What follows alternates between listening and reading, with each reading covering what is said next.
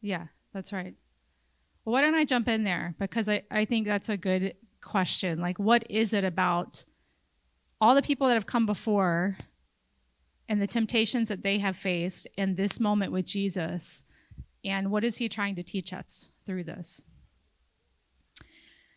I'll start with maybe a confessional in the form of like hoping you're with me on this. But I mean, do you ever just wish you could drive through Tampa without traffic? Like you just wish you weren't fighting for your life every time you get in a vehicle? That there wasn't someone so high on fentanyl that they were just like stumbling into the road in front of you on Hillsborough Avenue while everyone's going 70 miles over the speed limit. You know, don't you wish you could do that? Or is it just me? Or like, do you ever wish you could go to a Walmart and there wouldn't be like police cars with sirens on in the parking lot and you could just find a spot and like walk in and not get hit by a buggy or have to stand in line for 40 minutes to buy like bread and cheese and batteries that cost you like your whole week's salary at this point? It's like, I don't know if anyone works at Walmart. I bag my own stuff all the time. Do you ever just wish you had someone that could make hard decisions for you in life? Like you ever just like have a lot of decisions you have? Sometimes it's not even hard decisions. You're just like, I've made so many decisions. You call a friend and what you say, like, could you give me some advice? But what you really want is someone to just make that decision for you. You're like, could you just take this one, you know? Sometimes you just wish that annoying person just wouldn't show up to work some days. You're just like, oh, I'm so tired today. Are they? Not me. Not me.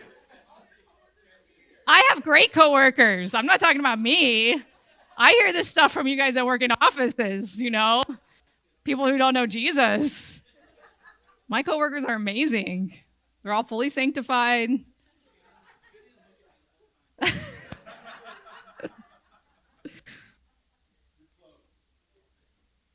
I mean, if we're honest, we don't really like tension in our lives of any kind. Waiting, having to struggle for anything, straining, studying, dealing with conflict, any kind of hardship, big or small, we'd kind of like it out of our lives, all of it. Like, am I just the only one? We don't like that experience in our lives. And yet I think what any of you in this room who have followed Jesus even for a minute knows is that following Jesus does not necessarily reduce the tension in your life. It often increases it. Yeah? Anyone in this room who has taken a risk to follow Jesus into a dark place that he is trying to redeem knows that following him does not necessarily reduce the tension in our lives. It often increases it.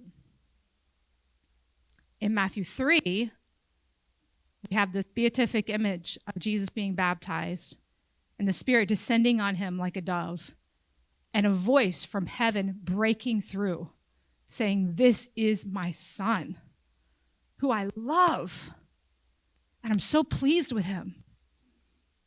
He hasn't done one day of formal ministry yet. This is my Son. I love him. I'm so pleased with him. And then we come to Matthew 4. And he says, the Spirit led Jesus into the wilderness to be tempted. Everyone who follows Jesus will face hardships that will test them. And if we allow them, they may just make us into exactly the person Jesus has created us to be. The Spirit leads Jesus into the wilderness to tempt him.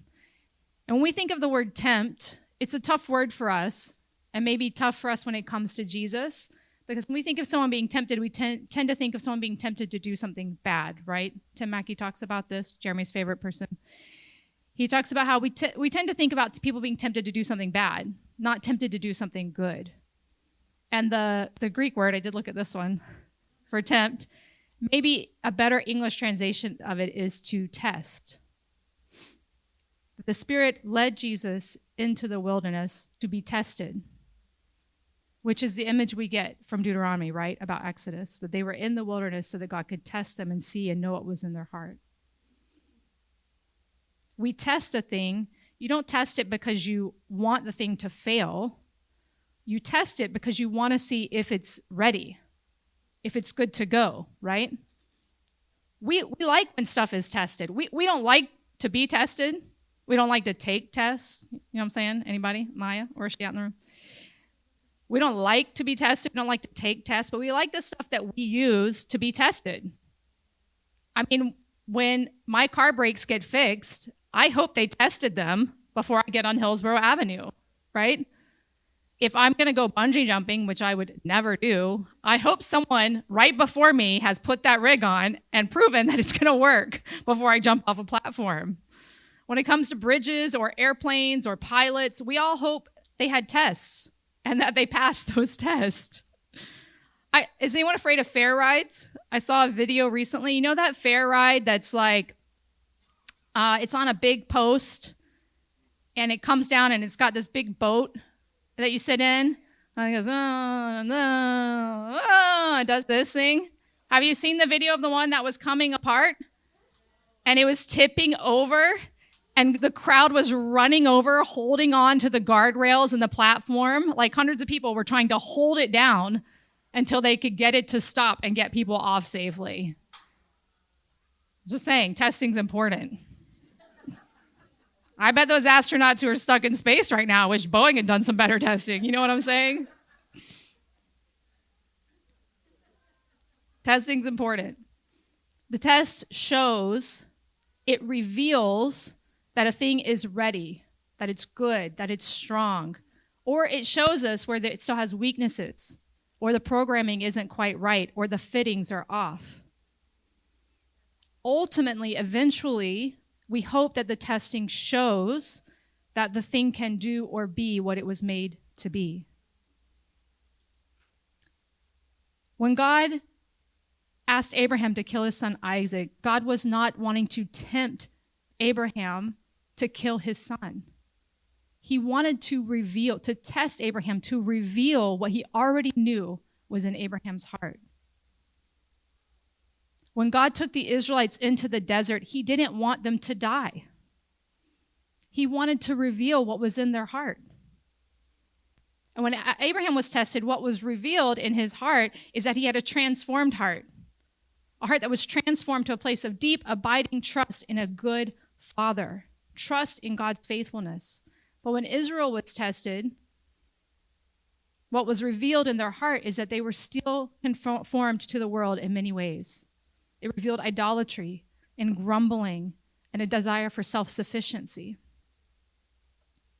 Passing or failing the test didn't change who God was or whether or not he was going to love them to the thousands of generations, but it did reveal what was going on in their hearts and in their minds. Maybe what they could be entrusted with, or where there needed to be repentance and growth and maturity. And so we get this image now of Jesus being led by the Spirit into the wilderness. Matthew wants to reveal Jesus as God's faithful son and servant, to reveal him as the fulfillment of humanity's hopes for Messiah, to reveal him as the one who ultimately would defeat death for us. I mean, let's just look at the three temptations really quickly together. In the first one, right, he starts it and he says what? If you are in fact who you say you are, if you are God's son, why in the world are you out here in a desert starving? If you're the son of the God of the universe, why don't you have food? Why are you hungry? Why are you tired? Why are you in the middle of nowhere? If you're God's son, just tell that stone to become bread and eat it, right? That's what you should do. And Jesus says to him, what? Life is more than bread. Life is more than the material things. We need more than food to be truly alive. This idea that blessing from God somehow equals that you have good stuff or more stuff or a lot of stuff, it's familiar to us, isn't it? I like it too. I like stuff. It's really ingrained in our national history. I mean, when you think about something like the concept of manifest destiny in 1845 in U.S. westward history, we were expanding west. The propaganda that was created was that this wasn't just like a slogan. It was a national identity that we wanted to have, that we were somehow special among the countries of the world, and God wanted us to prosper. Therefore, he must want us to expand and have more and go west. And we, of course, know, we know what happened. But it's ingrained in us, this idea that if somehow I'm going without, does that mean God loves me? Does he love me? It's a temptation of identity. If you are the Son of God, when God has just told him, in fact, that he is, and that he's already loved. And the second one, he comes and he says what? He takes him, this is the one where he takes him to the top of the temple, right? He shows him the highest place, the place of Jerusalem, the place where God's presence dwells in the temple, the hot spot for God's people, to the highest place. And he says, okay, if you are the Son of God, just throw yourself off. God will send his angels to come and rescue you. I mean, it's not a bad temptation when Jesus is about to start his public ministry, right? It's a pretty good way to announce yourself as the new preacher on the circuit. If you could jump off the temple and God's angels would come and rescue you in front of everyone who was there in Jerusalem, right? To be exalted through supernatural spectacle instead of having to go to a beggar's cross. There's a similar image in I'll just mention this because I found it fascinating, that there was this similar sentiment in Matthew 26 when Jesus is in the garden and Peter cuts off the guard's ear. And Jesus is like, whoa, my kingdom isn't going to come by a sword. And he says, do you think I cannot call on my Father and he will not at once put at my disposal more than 12 legions of angels if I asked him to? But how then would the scriptures be fulfilled? The kingdom of God comes through a cross. But there is this testing around his significance and how he will do the thing that God has called him to do. The third temptation, he takes him up to a high mountain, which is very much a Deuteronomy image, right? We're going to get the Sermon on the Mount soon after this as well. He takes him up on a high mountain, and he shows them the splendor of all the kingdoms of the world. After he's been sitting in a dry, dirty, dusty desert in the middle of nowhere by himself and says, I do have some authority over these kingdoms, and aren't they beautiful? And I could give them to you now.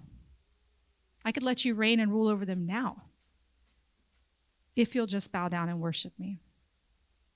Offering a prettier, more comfortable kingdom now in exchange for compromise. There are two kingdoms being presented to us as Jesus' kingdom is breaking through in his coming. And this temptation for Jesus was particularly egregious, because do you remember his response? He has this visceral, guttural response. He says, get away from me, Satan. Get away from me. The idea that he could somehow get the thing that God had promised him in the end, that he could somehow fulfill the destiny that he was already headed towards by compromising. It was almost demonic to him, this lie, this temptation that the enemy was weaving in his heart. And he said, get away from me. There's only one other time that he's used that phrase in Matthew. Do you remember what it is? Peter, right? When he's telling the disciples, he's revealing to them the way that the kingdom is going to come is that he's going to have to go to a cross and die. And Peter's like, whoa. And he pulls Jesus aside and he's like, hey, Jesus, I like everything you're doing. But don't say that. You're not going to have to go to a cross and die. And Jesus says to him, get behind me, Satan. There is a destiny that he is headed towards. And the lies and the scheme of the enemy are to destroy him, and destroy the only hope that we have to be reconciled to God. And at the end of these temptations, we have this simple 2 sentences: the devil leaves, the angels come and attend to him. The desert was hard. If you've ever been through a struggle, you get your butt kicked a little bit. I don't know. There's just something kind about this that Matthew lets us know that God sent angels to attend to him at the end of these 40 days. I think what we're witnessing in this text is a wicked struggle in the heart and mind of Jesus against twisted promises and lies that came at the very core of who he was, who he is forever meant to be. Lies that were carefully crafted to ultimately destroy Jesus, who is God's rescue mission for all of humanity. The insidious threads of doubt and ego and entitlement and power through compromise and idolatry, efficiency, convenience, they were being craftily woven into the encounter as the tester tried to convince Jesus that there was a way to do and to have what God had already promised him that would not require him to struggle or to deny himself, to journey into obscurity or to die. And as I studied the text this week, I started to wonder if this wasn't one of the most deeply difficult struggles that Jesus went through in his inner life until he reached the garden. Because Jesus was in the desert alone, and yet we have this story. Which means at some point, he felt like his disciples needed to hear about this encounter that he had with the one who came to test him. Why does Jesus tell the disciples about this intensely personal struggle that he went through? Because everyone who follows Jesus will face hardships that will test them. And if we can persevere through them, they will form us. I just wanted to show you this. We've probably showed you guys this before, this missionary journey. A number of years ago, we had someone come and do some research about microchurch leaders and what does it take to see persevering microchurch leaders form. Have any of you seen this before? Some of you? Jeremy's definitely seen it. I won't spend a lot of time on it. I'll just give you a quick overview and get to my point. But the up and down on the graph is about like people's emotional experience in their journey with Jesus. So up top is like, feels good. It's nice to be with Jesus. Down low, of course, is not, feels a bit sad face, sad emoji. And then when you go across, it's about like a person's formation. Like, how are we forming a missionary identity in Jesus and joining him in his mission? And people describe these we did interviews with, 18, 20 something different microchurch leaders, and they all describe these common experiences. And I'll rattle off the first half first because I want to get to this point in the second half. But they all describe like these important lordship altar moments where they realized the kingdom was bigger and that there had to be more to following Jesus than some sort of lukewarm status quo faith that they had been living. And that was a good moment. It felt good to hear Jesus and encounter him in that way. They all described liminal experiences, or what we call threshold moments, like things that take you to the edge of what you know about God. It was really about encounters with suffering, their own suffering and pain, struggles they were going through, or the suffering and pain of others, and wrestling through, Jesus, do you care about this? And what are your purposes in this pain and suffering? And often as people got through that, they began to hear Jesus inviting them to join him in mission. And so there's these moments of calling. Many of you have experienced them. Those of you who have stepped out to lead microchurches or be leaders in your microchurches, you've heard this sense from Jesus of calling you to join him in your mission. And that's like a really great emotional experience. And then people start to step out and start something, and it goes down a little. It's like, oh, this is kind of scary, actually. I don't know if I can do this. And you start trying, and you start practicing and trying to walk with Jesus.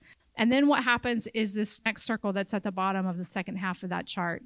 It's called the crossroads or the wall. Every single missionary in the research study described at least one moment, if not multiple moments, that they 100% absolutely wanted to quit.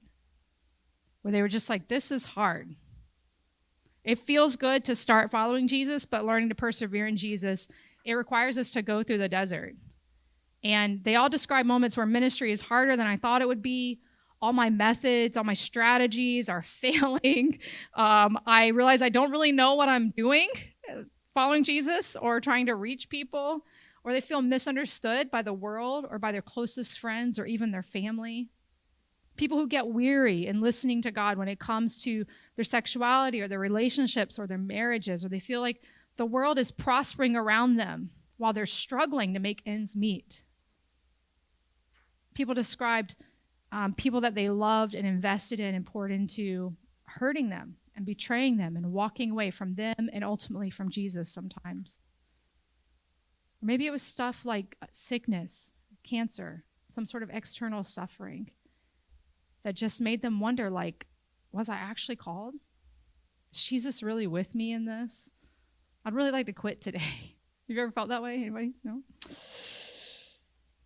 Everyone who follows Jesus will face hardships that will test us. But God doesn't want us to fail. He wants us to learn faithfulness. He wants us to grow and mature. He wants us to persevere to the end with him. So I think our work when we face difficult moments, any kind of tension, big or small in our life, is to try and hold on to Jesus and figure out, what is he trying to reveal about my heart? What is he trying to shape and form in me? It could be something as small as like the inconvenience of driving down 40th where nobody knows how to use a roundabout and you just want to lose your mind. It's just me. An inconvenience that can last for a moment or a day, all the way to just the hardest thing you've ever been through in your life that might last months or years. Jesus doesn't want to just help us overcome the surface struggle. He wants to mold our desires and our thoughts and our habits. He wants to heal and to remake and to fortify and to cleanse and to purify. He wants to build a loving, trusting, faithful relationship with us. So, when I look back at those three temptations, I just think, how do these struggles of identity and significance and control, how do they show up in our own lives? What are the questions that we need to ask? What do we need to pay attention to? When you're having a deep struggle with your identity as someone who is loved by God, what are the ways that this identity question, what God's children deserve or should have, show up in your life when you're tested? Does it look like entitlement, greed, or lust? Does it show up in a drive for the world's version of success that includes degrees and money and comfort and safety and protection and ease of life and a good house and a good retirement plan and a nice car? The good life, which none of those things in and of themselves are bad. But do we somehow feel entitled to that as people who are trying to obey Jesus? Or when the significant struggle shows up, the one that's sort of about like a superhero, fast, comfy kind of leader versus a faithful, obedient servant. When no one is looking, what do you choose when you're being tested? What does that thing that you choose say about how you're trusting God? If you're doing ministry as a way for self-fulfillment or significance to fill up something in us, we will do it differently with those motivations. We will take shortcuts. We will compromise. Or maybe it's about control, authority, having our way. What are the ways that we make compromises that deny God and the ways of his kingdom, right? The desert is teaching us about the ways that the kingdom is breaking in. Do you want to control others or outcomes rather than rely on the leadership and the provision of Jesus? There's a spectrum of tests that we face every day. Everything from, am I willing to be a little bit strange to my classmates and my colleagues because I'm trying to follow Jesus and make choices like him, all the way to, am I willing to trust God when the whole bottom falls out of my life, when cancer comes or my marriage falls apart or struggles in my mind are crippling me? And James says in James 1 that testing produces perseverance. And when perseverance finishes its work in us, it makes us mature and complete, not lacking anything. That is the work that Jesus is trying to do through the tests that we are facing in life. Maybe the worship team can come up. I can try to finish. Some of you know, some of us went to Manila this summer. We took about a group of about 20 people. There were a number of people in this room that went with us. And it's always like, an experience that marks your life. It's like hard for that to not happen while you're there. And most of the team was spread out, and they were living in different slum communities. And I was living with the director and her family. And then we would come together for these classes. And one night we came together for a class, and it was our whole team. It was these two organizations that we're friends with there, Manila Underground and Companions with the Poor. Their missionaries were in the room. So it was just, I don't know, there was probably 30, 40 people in the room. And we were just checking in before class started, asking the team, like, what are you learning? How is God showing up? Where are you seeing beauty? Where is he stretching you, And one of the teenagers who was there stood up in front of the whole room. I'd never seen them do this before. And they took the microphone and they began to explain the experience of living up close to one of the missionaries named Pastor Harold, who's been a missionary in the slums of Manila for decades now. And Pastor H has been slowly losing his vision. He's nearly blind at this point. It's hard for him to navigate just physically, through the world, and especially at night, it's really difficult. And this teenager began to explain just watching him in the community and the way people come around him and the way the children come and take his hands and they lead him through the little alleys of the slum to be sure he gets to the house that he's going to visit, especially at night. The children will just come around him and basically just carry him where he needs to go and make sure that he gets there. And every week he's in the slums with people who are living on less than $1 a day, whose homes twice in the past 2 months have flooded up to the second story, who don't get access to the basic kind of medications that we get. Every day he's there in the hopelessness. And he's being present with people, and he's showing up for them. And he's offering this good news that there is a light that is shining in darkness, that there is a hope in the Jesus who has gone to the cross for us. And he's doing it sacrificially, and he doesn't make a lot of money, and he doesn't always have what he needs. If he had that eye problem in the States, he probably wouldn't be blind right now. And yet every day he's showing up, and he's not, I know he goes through struggles. All the missionaries are honest with us. They go through struggles, but he's not like distraught. They haven't buried him in the ground. He hasn't given up and walked away. And this teenager's like, I don't know what was going on in their heart in particular, but they just were like, he's amazing. And after spending a week with him, I'm like, not even sure I'm a Christian. Like, I'm like barely a Christian, like lukewarm at best. Like, I don't know how to do this thing that I'm watching him do, And we laughed about it, but honestly, I just sat there thinking, me too, When I stub my little pinky toe against hardship in life, I look at these brothers and sisters in the faith who have just been forged through faithfulness to Jesus in inconveniences small and large, and are just faithful to him. They know he's the one coming in the land of Capernaum and Naphtali and these regions that are going to read about in the next chapter. He is the light coming to shine in the darkness. Me too, like, I don't like being tested.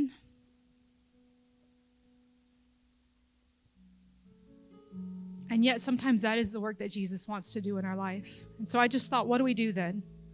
What do we do when the testing comes in our life? What do we do when the hardship comes? How do we deal with those struggles, and especially the hardest ones that are fought in our heart and in our mind? And one of the things that we discovered through that missionary journey is that every single missionary described two things that helped them get through the crossroads when they went through it. It was a community of missionary peers, other people who had their whole life surrendered to Jesus, who were also out there occasionally getting their butts kicked, trying to serve him, who would just like wrap their arms around you and go, yeah, me too. That was me yesterday. That was me last week. That was me last year. It'll probably be me again next week. Like, let's keep doing this together. It's having that community of missionary peers, and it was being reminded of Jesus' love and call to them. That moment when they heard him say, come own a piece of this redemptive mission with me. Back in the late 1950s, there was this Stanford researcher named Harry Harlow. I told the staff this story recently. And this was back when people still thought okay about you doing research with like little cute animals like monkeys. PETA wasn't around, I don't think. Was it around the 1950s? I don't know. And so Harry Harlow and his team, they were doing some research, and they were doing research particularly around the human need for love and the effects of love in a person's life. And they took these adorable little baby monkeys, and they would usually separate them from their mom as soon as they were born.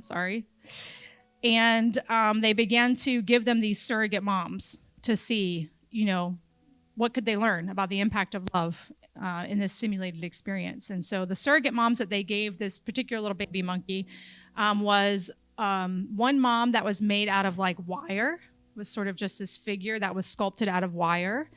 And wire monkey mom was the one who would feed the little baby monkey. It always had a bottle. It always had food that the baby could come and get food when it needed it. And the second surrogate mom was this little inanimate terry cloth monkey, which was supposed to simulate some version of like comfort or love. And so every day they would take the little monkey and put it in the little run with the two little surrogate moms and just observe it for hours upon hours. The little baby monkey would go to wire monkey mom when it needed food, but it would spend up to 17 hours a day with terry cloth monkey mom thing. And I thought, well, that's really fascinating.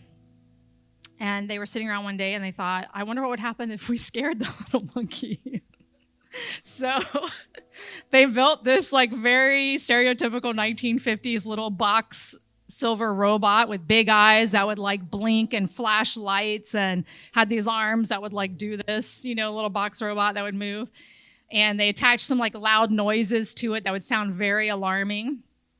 And one day while cute little baby monkey was hanging out near wire monkey mom and terry cloth monkey mom, just sort of playing near them, they thought, this is our moment. We're going to release little robot into the monkey run and just see what happens.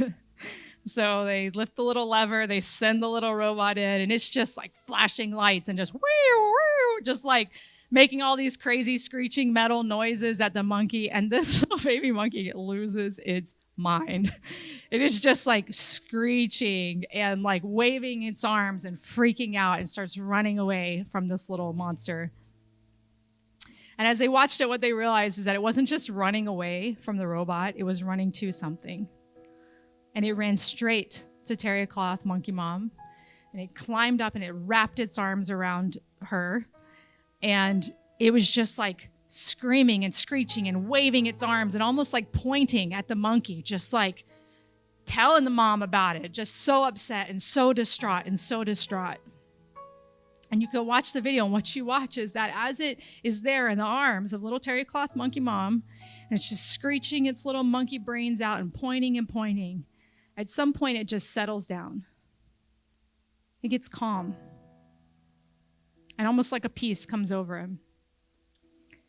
And then he turns around, he climbs down out of her lap, faces away from her, and begins to rage at this little robot monster, just waving its arms and just like giving it heck, just screeching and screaming at it.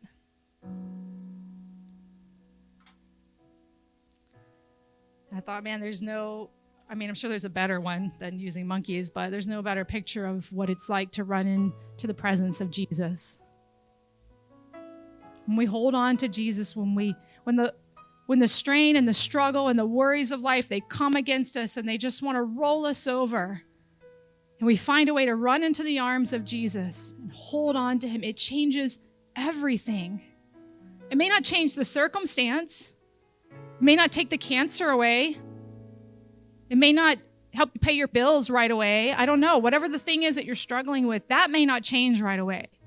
But if you'll run into his arms and hold on to him, it will change you. If you let it, it will settle you. It'll bring a peace to you. It'll form you. It'll make you. It'll mature you.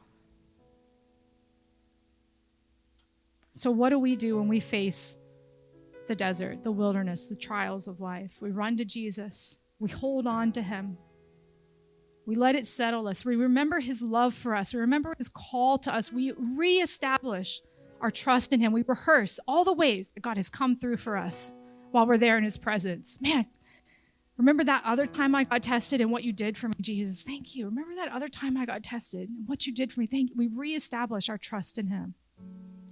And then we turn around and we fight the devil. We fight the lies and the schemes of the evil one who, guys, he is trying to destroy you. We have to get inside our own heart and our own mind. We have to do honest, prayerful reflection. We have to do what 2 Corinthians calls taking captive every thought, submitting it to the lordship of Jesus.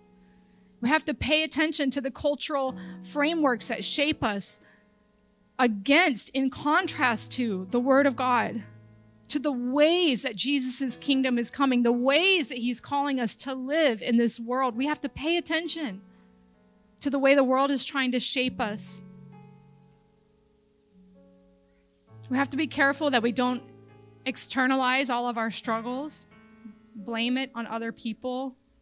We can't avoid conviction. We have to let him get in there, and we have to say, man, Jesus, what are you trying to reveal? You're testing me. What are you trying to reveal in my heart and in my mind?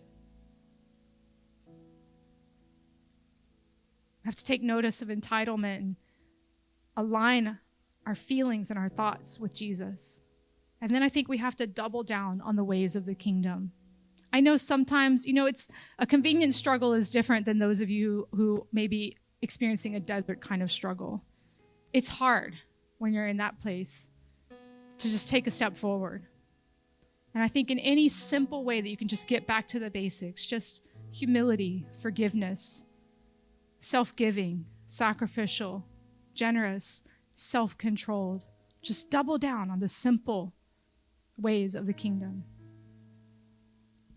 The test reveals us, what's in us, but it exposes what we hold on to when there's tension in our life. Jesus clings to the love and the presence of the Father in every word that comes from his mouth. And I wonder for you this morning, when you're facing tension in your life, what do you hold on to? What do you need to let go of this morning so that you can hold on to Jesus? As we head into communion, maybe some of you are currently in the wilderness. Maybe you're being tested in some way. Maybe God is trying to prepare you, but it's yucky. It's hard. It doesn't feel good. Some of you are like in a short one. Some of you are in a long one, and you're just like, I don't see the end of this. I think the word of Jesus to you this morning is to persevere, to hold on. He is testing you, but he does not want you to die in the wilderness. Hold on to Jesus.